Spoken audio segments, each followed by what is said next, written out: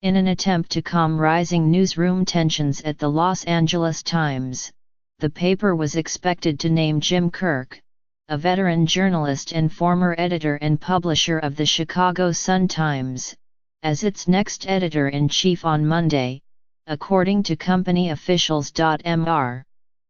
Kirk, who joined Tronc, the parent company of the Times, in August, will replace Louis D. Forkin, whose brief stint atop one of the country's most prominent newspapers touched off widespread tension in the newsroom. Mr. D. Forkin, 65, who became the newspaper's top editor in November, will become Tronc's chief content officer, a strategic role that will involve establishing new products to distribute the company's journalism, according to a company official briefed on the plans but not authorized to speak publicly about personnel matters. The leadership changes are the latest twists in an ongoing drama at the Times, which already this year has dealt with a successful unionization vote.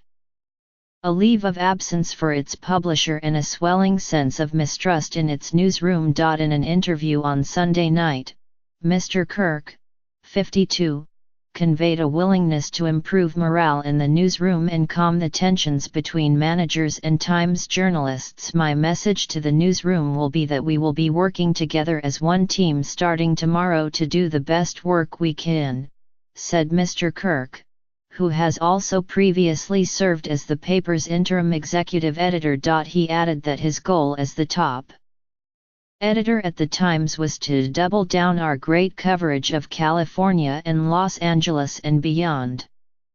"That's what readers expect from us, and we want to continue that," he said. The arrival of Mr. Kirk, most recently the interim editor-in-chief at the New York Daily News, comes as the job status of the Times's publisher was already an open question. On January 19, the same day that newsroom employees announced that they had voted to unionize the publisher, Ross Levinson was put on leave following reports that he had previously been the subject of sexual harassment allegations. Tronc vetted Mr. Levinson before he was hired as the Times publisher, a process that included a criminal background check, but the company was not aware that he had twice been a defendant in sexual harassment lawsuits while employed by other companies, according to two people briefed on the matter who were not permitted to speak publicly about it. The leadership of Mr. Levinson,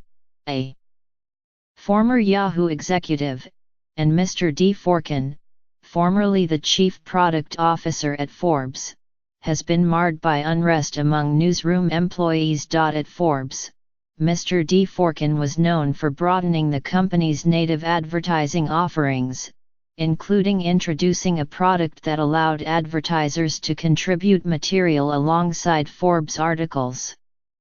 Some in the Times newsroom feared that he would focus more on clicks and advertising than quality journalism. An aggressive attempt by the paper's management to thwart the unionization effort exacerbated the divide between employees and managers. Executives at the company made the decision to move Mr. D. Forkin out of the top editor's job as they were also revisiting a sweeping reorganization plan, according to two company officials briefed on the discussions. The proposal seemed intended to cut costs and increase the emphasis on making Tronc's journalism better suited to digital media. Mr. Levinson, who began as publisher in August, was a main architect of the restructuring plan. But now that he is the subject of an investigation by a law firm hired by Tronc, Sidley Austin, the plan is in flux, according to the two people. The examination was expected to be completed in the next several weeks. Tronc is also contending with sexual harassment allegations against two top editors at the Daily News, the New York tabloid that it acquired in September. National Public Radio published the details of the allegations against Mr. Levinson one day before employees at the Times announced that they had voted overwhelmingly to unionize.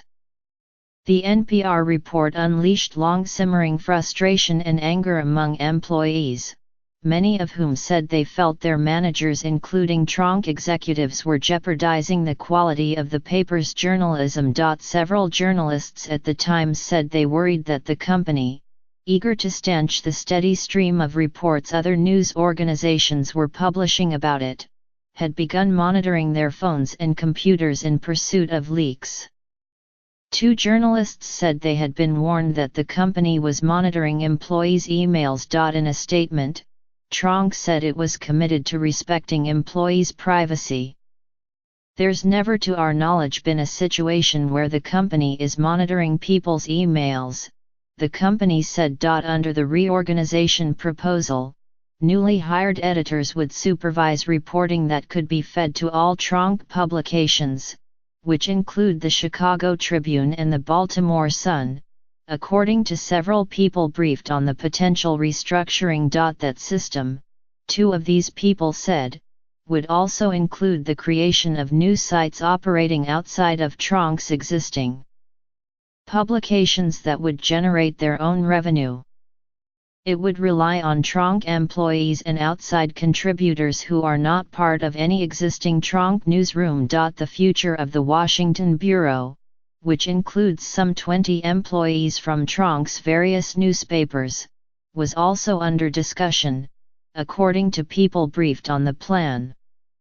The Wall Street Journal reported last week that Tronc was discussing a potential partnership with the Washington-focused news outlet Axios to syndicate its content. Since Mr. Levinson was put on leave, Tronc and Times executives have met in Chicago to talk about which parts of the restructuring plan could continue, according to the people familiar with the discussions. It was during this time that they decided to replace Mr. DeForkin with Mr. Kirk. In addition to the Times, the Tribune, and the Sun, Tronc publishes the Orlando Sentinel, the Sun Sentinel in South Florida, the Daily Press in Virginia, the Morning Call in Allentown, PA, the Hartford Courant, and the San Diego Union Tribune. Earlier this month, Mr. Levinson offered some details of his plan when he made a presentation to investors that described a Los Angeles Times network. The project was made more mysterious in recent weeks when newsroom employees discovered the names of several apparently newly hired editors in an internal human resources database, an image of which was shared with the New York Times. Among them were Bruce Upman, formerly of Forbes, who was listed as an assistant managing editor, Sylvester Monroe, formerly an editor at The Washington Post, who was also listed as an assistant managing editor, and Louise Story, a former New York Times reporter and editor who was listed as a managing editor. Ms. Story has since decided not to join Tronc, one of the officials said. In the internal database, the new hires were shown under Rob Angel, the chief of business development at the Times, but are now expected to report to Mr. DeForkin, according to the person familiar with the personnel decision. The secrecy behind the hirings did not sit well with reporters and editors, neither did the fact that it appeared the new editors would be reporting to an executive on the business side. The recent unrest has its roots in the frustration that Times employees had with its previous leaders.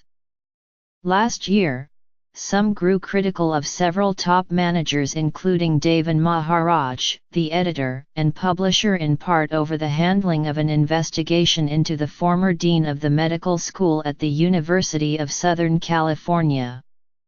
Tronc removed Mr. Maharaj and several other newsroom leaders in August, saying that the Times had failed to transform fast enough on the digital side. Many employees were optimistic that the new leaders would foster the kind of journalism that has garnered the paper more than 40 Pulitzer Prizes. And the Times has distinguished itself in recent months with aggressive coverage of sexual harassment in Hollywood and natural disasters in California. But a dispute last fall between the Times and the Walt Disney Company raised tensions between the paper's employees and its new management. After Disney banned Times journalists from attending advance film screenings following the publication of an investigative series on the company's ties to the city of Anaheim, some employees questioned how Mr. Dworkin had handled the paper's response. During a staff meeting, after learning that a recording of an earlier meeting had been leaked to a New York Times reporter, Mr. Dworkin said that anyone involved with the act was morally bankrupt, according to several people in attendance. His admonition further escalated the divide between employees and management. Newsroom tensions intensified last week when the business editor, Kimi Yoshino, was abruptly suspended without a public explanation. In a note on Thursday to Mr. Dworkin that was widely circulated on social media, Times employees wrote that Ms. Yoshino was asked to take a leave of absence and not even permitted to return to her office to collect her belongings and turn off her laptop. "We are deeply troubled by the way this situation is being handled," they wrote. "We would like a straightforward explanation for Kimi's absence and to see her return to the newsroom." Energized by their recent vote to join the News Guild, employees at the Times have indicated they intended to continue publicizing their concerns on social media and in articles published in other news outlets. The Los Angeles Times Guild would like to congratulate Jim Kirk on being named the next editor-in-chief of the Los Angeles Times, the union's steering committee said in a statement. "We also look forward to working together in the future as one team, and we look forward to hearing his plans for the paper."